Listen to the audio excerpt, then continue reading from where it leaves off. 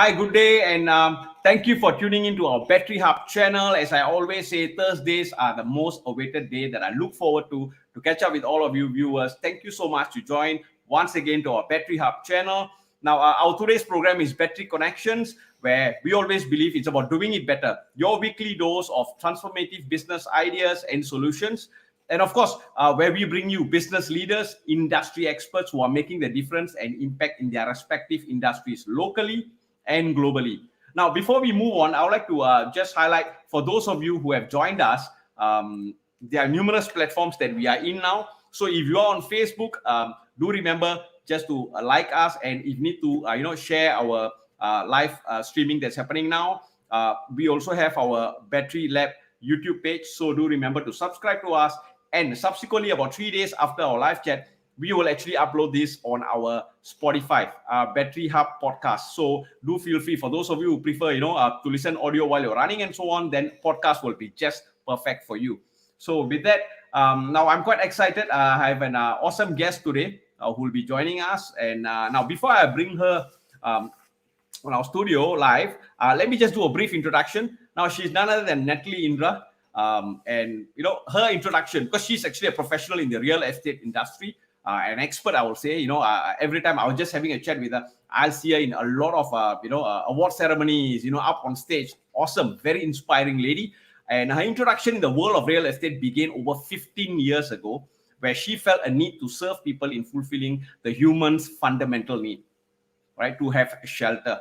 I think that's a simple and basic purpose that she has, and she's been featured in numerous platforms in Oli 96.8 FM and Vasantham property talk shows. Natalie has reached out to many who need assistance in securing a home that they want to own and help families to accumulate their wealth through their properties.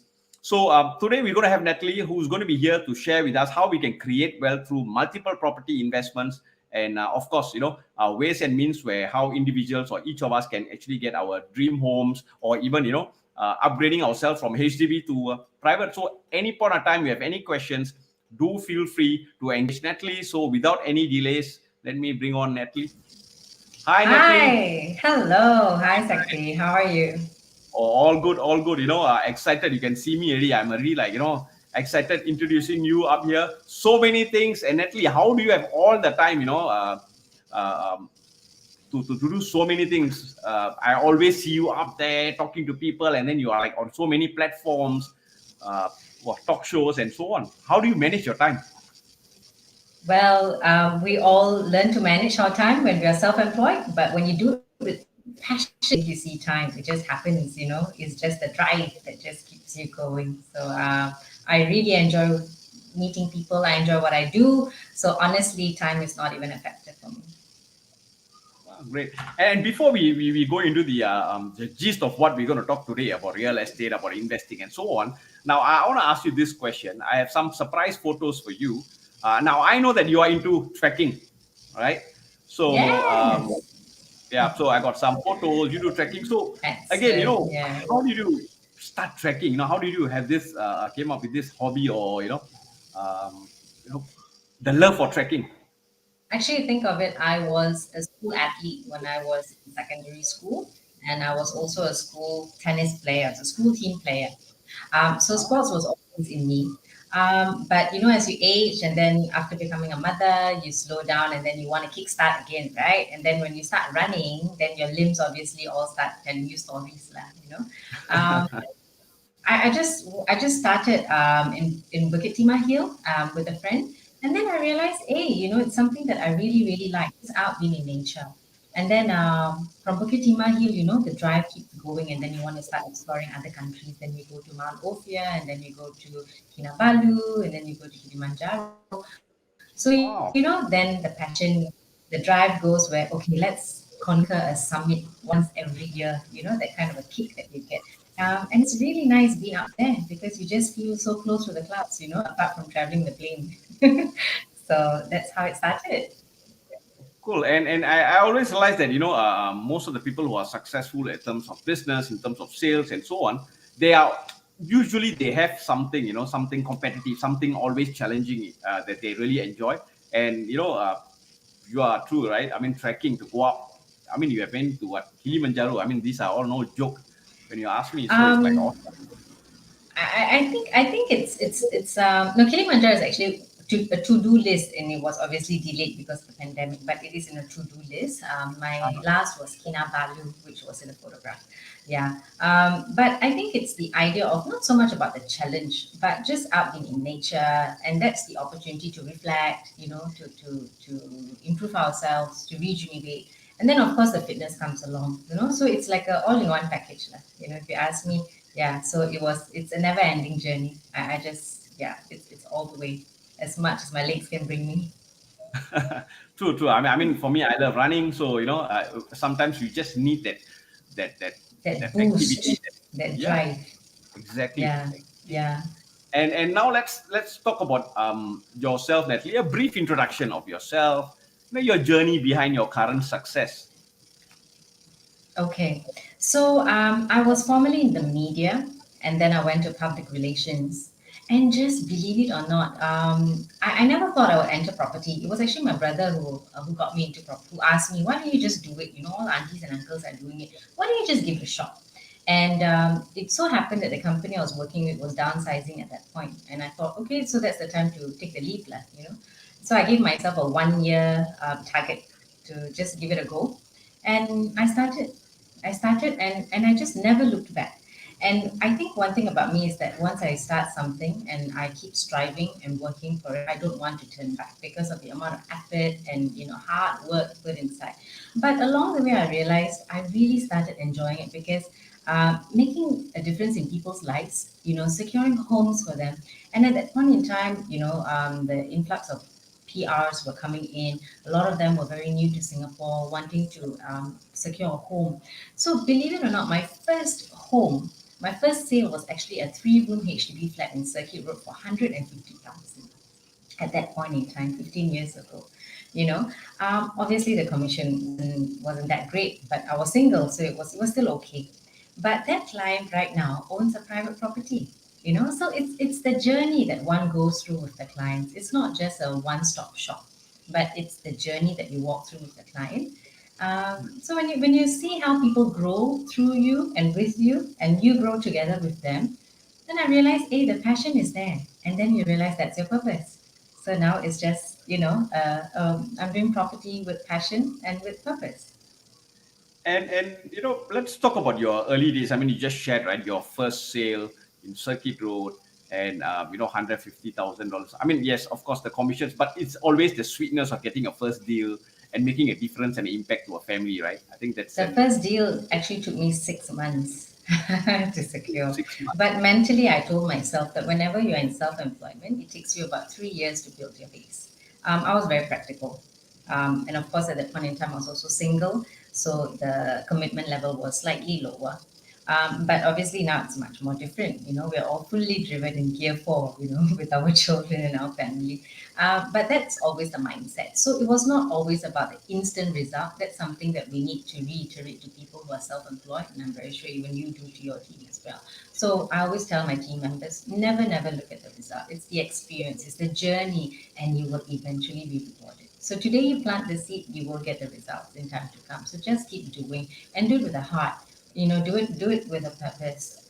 People see you, people smell you, people know the type of person you are. And once you establish that trust and the sincerity and the honesty, and they know that you are actually doing it all out for them, the deal is secure Yep. and And continues.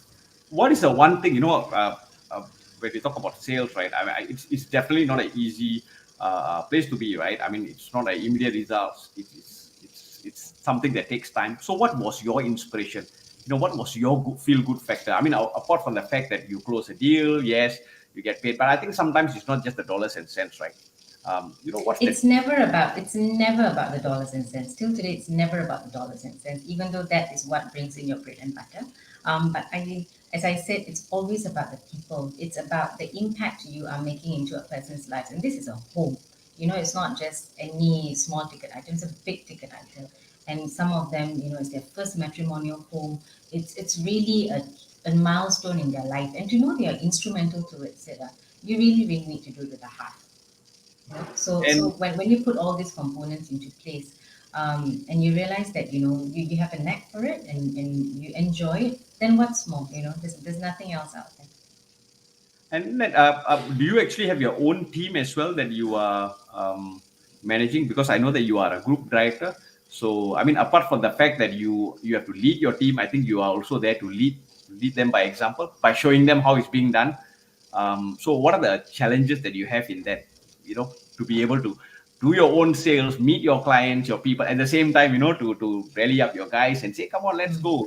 So, what are the challenges that you face in that? um, I think this is what every manager or employer would face with their team. I think it's about keeping them motivated, instilling the drive in them, making them understand what is their purpose, what is the objective behind it. It's not about just closing the deal, as we keep saying. Understanding your client, value adding to your client, and making your client also understand why they are engaging you. So you also got to adopt a two-way approach as well. As much as you want the client to be with you, you also want the client to understand why they are with you. So it has to be a long-term relationship, and that's when you are able to understand that. Then it's a long-term relationship. That's like a marriage. True. And about the early days, any specific learning lessons that you want to share that has made you what you are today?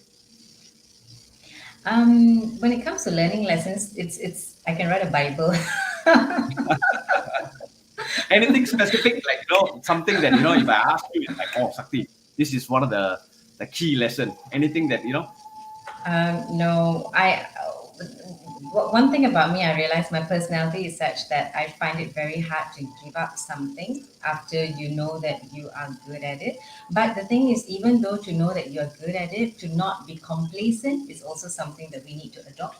And I'm someone who always likes to keep learning. It's a continuous learning process. So even in this industry, being 15 years, I still look up to the newbies who just joined because their blood is so fresh, and they're so energetic and so vibrant. Whereas when you're in the industry for quite long, you do get a little bit stale. So to keep adopting new approaches, to learn the new technology, now digital is the way to go. Everyone is adopting digital marketing, and that's exactly why we are both doing this together as well. So it's about keeping yourself going. Yeah, learning is a continuous journey, and that's one thing that I always like to embrace. Yeah. nice.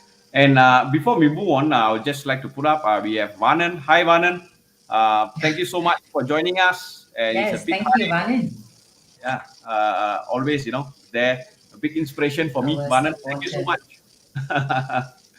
And right, Nat. So let's now move on into what are the options available for HDB owners to I mean, there's a series of questions I have for you as we move on. But what are the options available for HDB owners to upgrade to a private property? Right.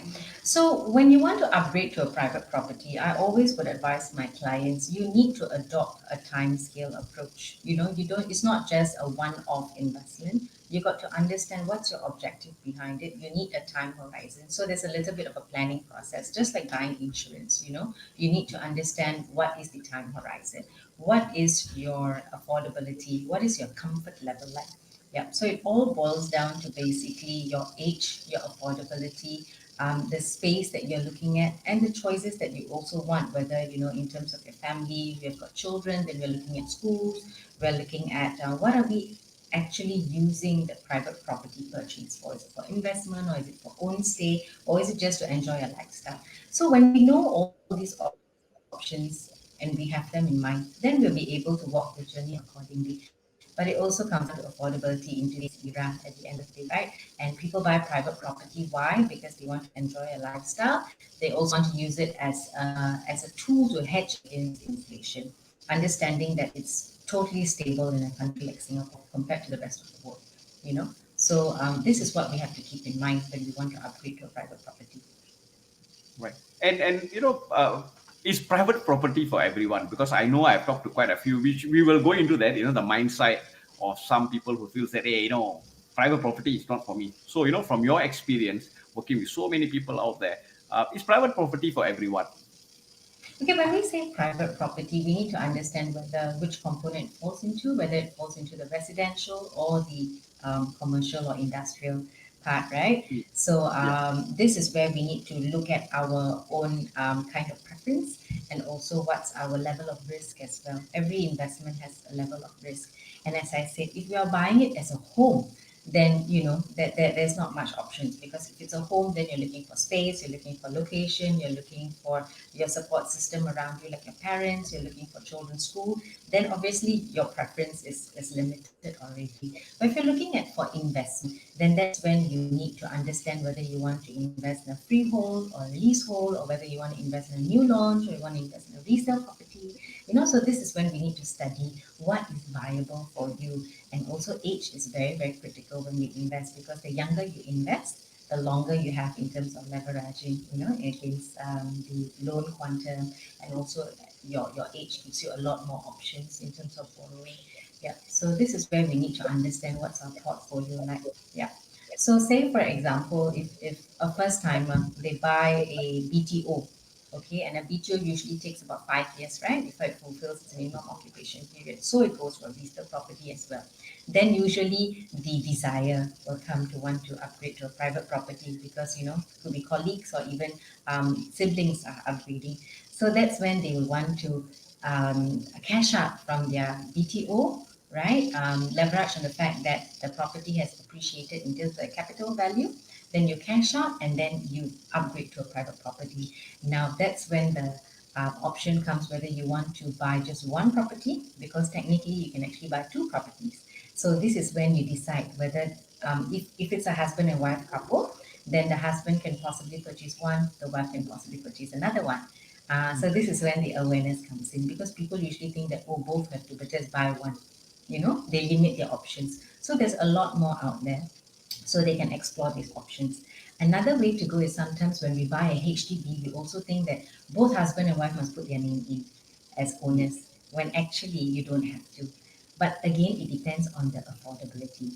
If the husband, say for example, has got sufficient CPF to afford the HDB, then the wife can actually go in as an occupier, and she can keep her CPF, and then she can actually purchase a private property on her own, without having to pay the additional buyer's stamp duty. So the husband can own the HDB, the wife can own a private property. So there are also options where we need to create the awareness with a lot of people who are buying HDBs or properties for the first time, as to how you can actually work around it, to multiply your property portfolio. Right. Just a question. Assuming we have the example you just used, right? We have a husband and wife, and both of them already have a property. Now, if the wife becomes an occupier, whatever CPF that she already put for the down payment and their previous payments, should it be also be out of the house that she have paid back to a CPF before she gets the next property? Or Okay, sorry if it's too technical. so technically, when you are an occupier, your CPF is not utilized in the property purchase. Okay. Your CPF is only utilized in the property purchase when you become the owner. Yeah. Okay. So this is when you need to strategize as to why you are putting your partner or your spouse as the occupier, because this is the plan in time to come. But usually in the mass market, especially when they're first timers, they are young, they're just starting off their careers, then both parties will need a combined force to pull their CPF together to afford to be able to pay for the property. So that's usually what generally most couples do. But there are couples, say for example, if they decide to get married in the later stage in life, maybe in their 40s, then they have got a certain amount of CPF. The husband will have, say, about 200,000 or 300. The wife also has, Then they may want to consider, okay, buying one, investing another one. Or for example, you don't even have to start off with a HDB, which is a very common mindset for the mass market. Why you can always start off with a private property. One can own property A, the other one can own property B. One can be for investment, one can be for own stay. Yeah, so that's how we roll, and that's how we create wealth through property. Yeah. Right. And how do you help families to purchase their dream homes? I mean, I'm sure, like what you said, there's a lot of planning, done, a lot of options available for them. So, what is your process? Especially, I'm not talking about our investment properties, but more towards, for them to live in a house, right? When they're buying a property to live in. So, how do you actually help families and couples? So this is when it's never a one way journey. It's never a success, an immediate success. To be honest, every investment, it takes time for it to appreciate and all that. But I always inform them that if you're buying it for a home, then you must understand it's a home. You can't have the cake and want to eat it as well.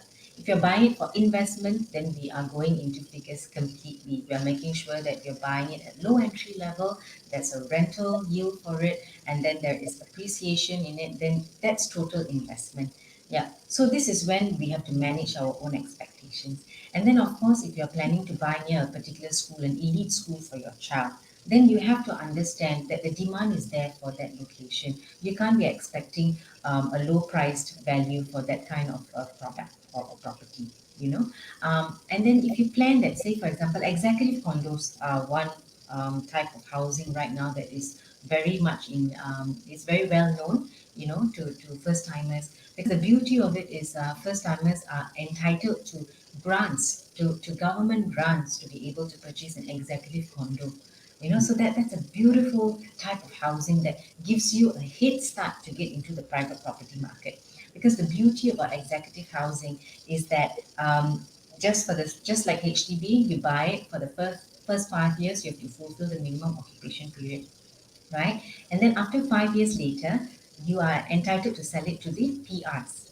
And then after 10 years later, what is called an executive housing becomes a fully privatized property.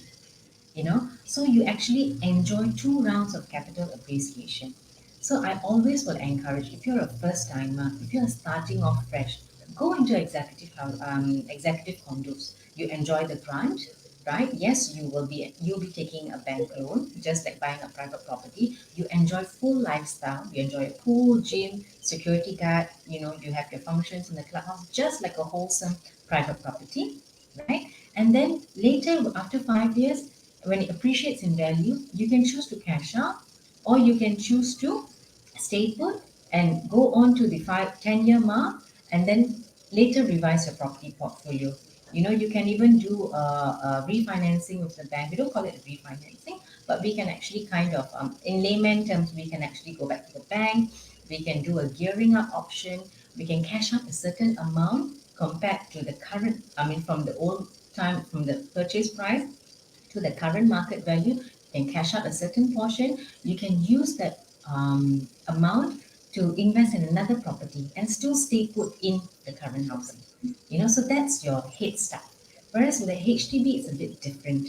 Yeah, HDB is meant for the mass market. It's a government public housing, so it's not meant for investment. But people have the mindset that, oh, I buy my HDB house tomorrow, I'll be able to make money. It doesn't really happen that way.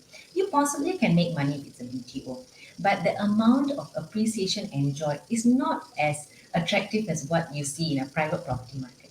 So, which is why the saying goes, the rich only get richer, right? So Right. you can't be penny wise and pound, or what do you call it, penny wise and pound foolish, right? Yeah. So Yeah. that's exactly how you want it to be. Don't count the little stones, but look at the big ones out there. Yeah. So that's basically the policy I would always like to share with my clients. And let's talk about the mindset, right? The current mindset of individuals, about investing in property. Or even for the matter of fact, like we just talked about it, that people have this mindset that I should start with the HDB first, and then, and then I will someday, decide to buy a private property. So, I mean, from your experience, is this quite common within the people that you talk to? Yes, it is extremely common, especially breaking away from the mindset. It's our mindset a lot that it's a lot of our mindset that basically controls our future, because our parents have brought us up in the HDB era. Unless if you have been grown up, if you have grown up in the private property era, then you realize that your whole thought flow is totally, totally different, right? Hmm. Yeah, and then there's always this conservative thinking that, oh, it's my first home, so I don't want to over borrow. I don't want to borrow so much. I'm scared. I'm scared that, what if, all these what if questions comes. But they don't realize that what if questions can also apply 10 years down the road. What ifs will never stop. But and then especially young couples, they tend to focus about spending more in their wedding, about more about the glamorizing the entire event, not forgetting that that money can actually be put into your housing, and that will bring you so much more, ahead. Which is what I always explain, try to tell young couples.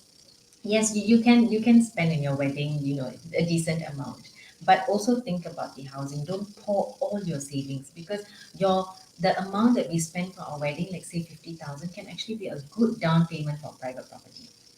Wow, and definitely. and this is going to help you double your wealth. Whereas your wedding, it's only going to be seen in photographs and videos, and where is that going to bring you, right? Yeah, so they always have this fear of taking a bank loan. Especially everybody, a lot of clients I speak to, especially first timers, they want to go with a HDB loan because it's 90% loan. I don't have to pay huge down payment, whereas a bank loan I have to pay 5% down payment. Where am I going to go for that money? So I Mm. tell them that same money you're spending your wedding, put it here lah, and have nice, decent wedding. I'm not saying no, but let's manage your expectations. Yeah, so this is something that we need to change our mindset. Yes, so it's mainly that, because we also forget to realize that the HDB loan, though they give us 90% and we don't have to come out the cash down payment, we forget to realize the interest is actually a fixed 2.6%. Mm. Yes, it's fixed. Yes, it's stable. Yes, it may be a little more lenient if I happen to lose my job. Touch wood, whereas a bank is a lot more enforceable. But the interest rate in a bank is a lot more lower. One saves a lot more money via bank loan. The bank also allows you to refinance according to the economic rate as well. So that's something that we forget to think in the long term. Now, whereas with a HDB and a private property, with a private property, there's no restrictions. You can go back to the bank and you can again kind of remortgage your property. We call it gearing up options, taking an equity term loan, and you can still stay in that home and still cash out. Whereas you can't do it in a HDB, because HDB is never an investment. It's never an asset. It is just a home. Yeah, so these are things that we need to keep in mind when we stay in our home, and we need to understand, why are we living in this home? What is our time horizon? 5 years, 10 years? What are the plans? Yeah. So for the starters, what are the some important support and resources that are required for someone who thinks about, or is already thinking about investing in property? Mm. A lot of clients I meet think that they need to save the money first. I need to save that money first, then only I can invest. They don't realize that actually you can leverage on your CPF. A lot of them feel that they need to, yes, of course, you would need a 5% down payment. You need a certain form of decent savings amount. I mean, without money, nobody can invest in property. It's a big ticket item at the end of the day. Yeah. So we need to be motivated to pull the funds together for the down payment mostly. But a lot of them, they stay put in their HDB thinking that I want to save that money for the down payment first, then only I want to move from my HDB to my private property, without realizing that sometimes you need to let go your HDB in order to move to that private property. Because there's one thing that never goes down, is our age. So the longer we wait and we wait, we may have that money one fine day, but then your loan will only be lesser because you're much older, and your monthly installment will only be higher. So what is right comes out in the left. It's the equation is still the same. They think they're pooling their resources, but they have to come out more. So that's something that we forget. Yeah. So I always encourage the youths out there to open up their mindset, to see what's their objective, and it must be a common interest between both husband and wife. You must go in together with a common objective as to why are we buying this, and what is our time horizon, what is the reason behind it, and to be able to make that move when you are young, to not fear at a young age. Yeah, to be a lot more risk averse when we are much younger. And then what are the benefits, in investing in property? I mean, definitely. I mean, we know that when you invest, there's chances for you to actually, get returns and everything. But any specific, benefits that you can actually share with the viewers in terms of investing in property? Say, for example, my youngest client is actually 25 years old, and she works in a bank. Now, she's got a certain form of CPF, and she definitely got some support from her mom as well to come up with the down payment. But the very fact that she's 25, she gets a monthly contribution from her CPF, right?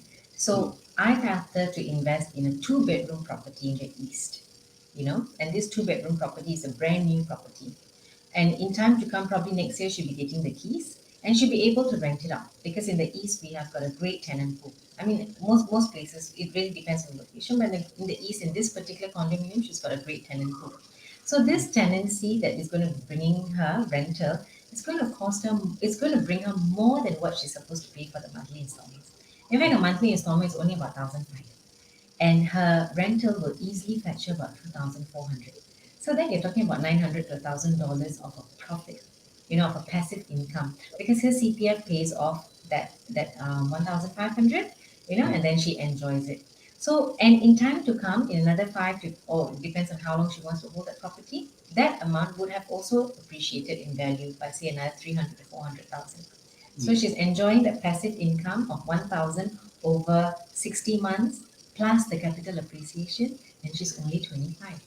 So later, if she gets married, and if she finds somebody and she wants to, say, buy a HDB, now she's got the money, right? Which a lot of us realize that, no, let's wait until we get married, then we can think about it. We forget to think that every year helps you to increase your wealth. And that's what this girl is doing. It's a very, very smart option. But how many of us do that? So this is the mindset we need to adopt. And now we spoke about a client who's like 25 years old. So definitely for those 25-year-olds out there or within the age, you can actually You call can it. start as young as possible, as long as you're employed.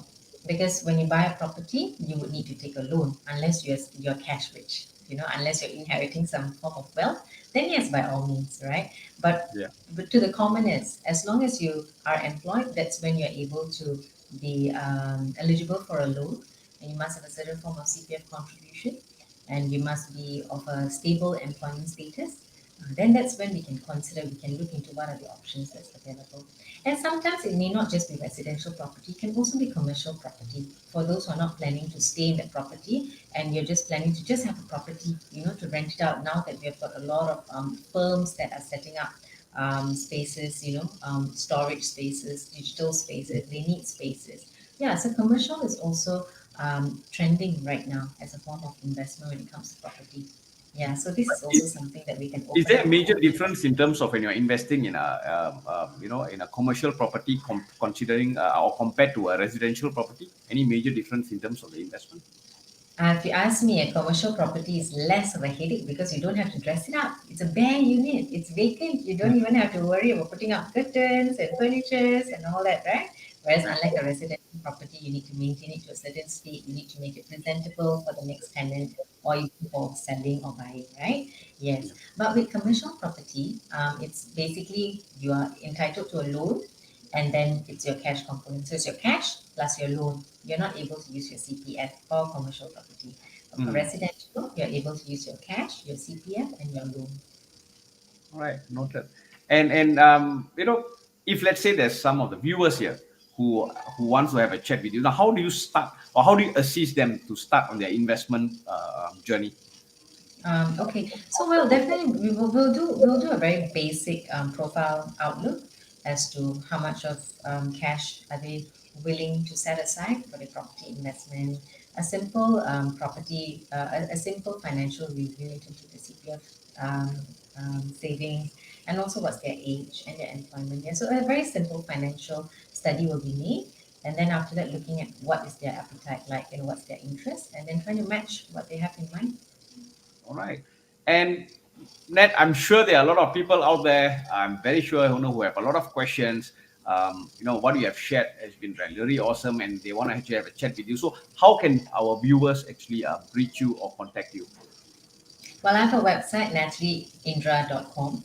Yes, or you can always contact me at 906785531, right? You can also look me up on my YouTube channel, natalieindra.com. Yeah, youtube.com. Yeah. So I think you can just Google me and you'll be able to find me.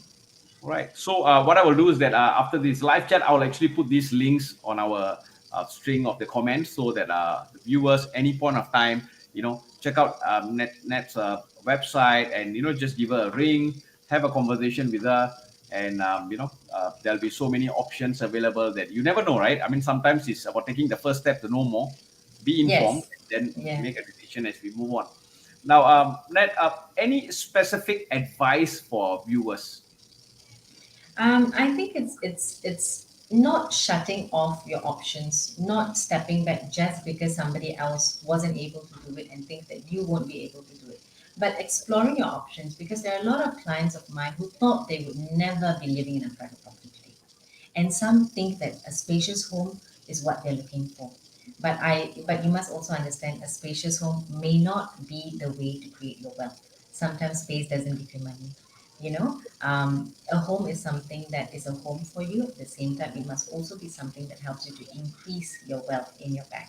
So that's what we should keep in mind when we own homes. Great, Nat. Thank you so much for the sharing. But I'm not going. It's not the end here. As usual, whenever we have our guests, we actually have our Rapid rapid fire fire, questions. yay! Actually, I wanted to start this first, but I thought I will just go through with them because I already had some messages of viewers asking me, "Hey, Sakti, can you tell us how we can actually contact Nat?" So I decided to run through that first. So are you ready for your rapid fire questions?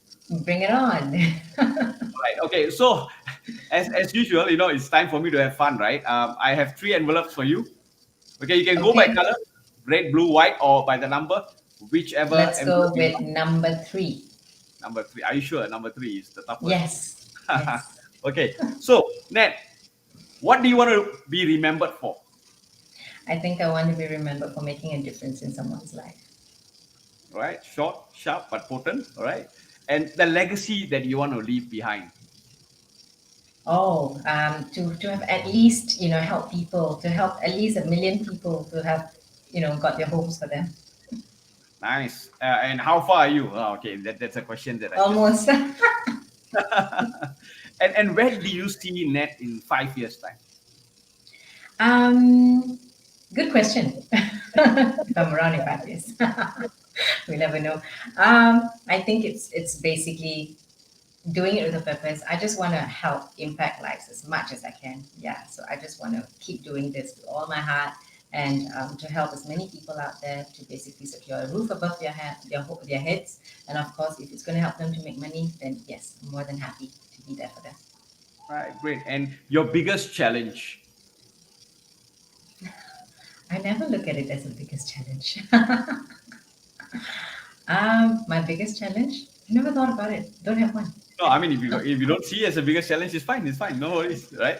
And your greatest achievement. To be the first Indian to have transacted in Sentosa Cove. Okay. All right. Great. And I believe it will come. It will come. It will come soon. All No, right. it's I think happened. it will. It will definitely, It definitely. has. It has happened. Oh, it has happened. That's Congratulations. Congratulations. Or your thank you. greatest Thank you. achievement is. Oh yeah. Apologies. Greatest achievement. But actually, on top of that, I think my greatest achievement is to just be a mom to two beautiful children, and to continue helping a lot more families to have roofs above their head. That is the greatest challenge. Definitely. I mean, family, right? And apologies. Yeah. Now I just realized it's a past tense. It's your greatest achievement. Greatest achievement, Yes. yes. So my Yes. greatest achievement is being a mother, and to also help a lot more families have homes Yes. above their heads. That's my greatest achievement. Great. Thank you, Nat. I mean, it's an awesome interview, and you shared so many things. And I'm sure our viewers would have benefited from the information you gave. And once again, to all our viewers, any point of time, check out Natalie's website, and do feel free to give her a ring or message and contact her. And Natalie, any parting words for our viewers? Just believe in yourself, and never let anything stop you, because you can definitely be a millionaire through your properties. So Great. All right. Thank you, Natalie. And really, really appreciate, to be here with us, amidst your busy schedule. And do wait on the holding area after this live chat. I want to have more conversation with you. looking forward. Thank you, Sakti, for your time. All Appreciate it. right. See you. Thank you. Yes, it was an awesome session. I mean, Natalie was awesome. And, I like the way she put across the message, very calm, very composed, and that's what we want, right? Somebody who's able to keep us calm and composed, especially when you're talking about investments and so on. So, thank you for all of you to join us for this live chat. And I think if there's, again, any point of questions, I'd like to say again, feel free to actually call or message Natalie and find out more. As I said, after this, I'm going to have a conversation with Natalie about certain investment options that I can have, right? So why not? All good things must be shared. So with that, see you soon. And next week, we'll have a new guest coming up. So with that, thank you so much and see ya.